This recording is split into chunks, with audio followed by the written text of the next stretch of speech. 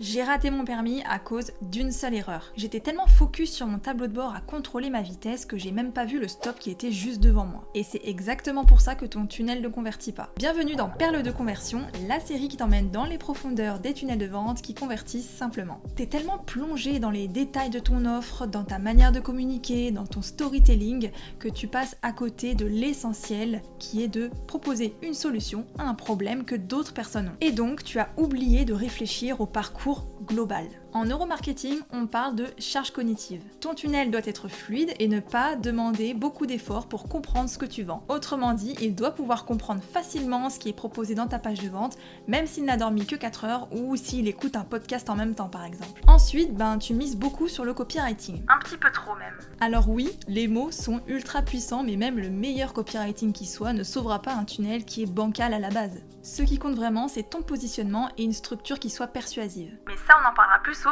deuxième épisode. Et comme dirait le roi du web marketing Steve Krug dans son livre Don't Make Me Think, supprime la moitié des mots sur chaque page et supprime encore 2 moitiés ce qui reste. Ça paraît beaucoup, mais crois-moi, c'est vraiment ce qui marche. Troisième raison pour laquelle ton tunnel de vente ne convertit pas, ton design est beau, mais pas forcément efficace. Et encore, il pourrait être beau pour toi, mais atroce pour quelqu'un d'autre. Comme on dit, les goûts et les couleurs, ça se discute pas. Et en psychologie, il faut savoir qu'un design qui est trop sophistiqué et mal agencé peut distraire ton prospect et considérablement réduire sa prise de décision. Et enfin, ma partie préférée, tu te noies dans les blocages techniques. Un tunnel de vente, c'est avant tout une machine. Souvent, c'est même une usine à gaz, faut le dire. Et ça, il faut absolument que tu l'aies en tête avant de te lancer. Si tu n'anticipes pas ça, comme moi avec le stop que j'ai carrément pas anticipé le jour de mon permis, et que tu paniques à chaque bug, je t'assure que tu vas passer littéralement des heures à résoudre chaque détail technique au lieu de te concentrer sur tes conversions. Alors, priorise et délègue ce que tu ne sais pas faire, tout simplement. Lis bien la description sous cette vidéo parce que je te donne la première étape cruciale pour ne plus laisser le hasard décider de tes résultats.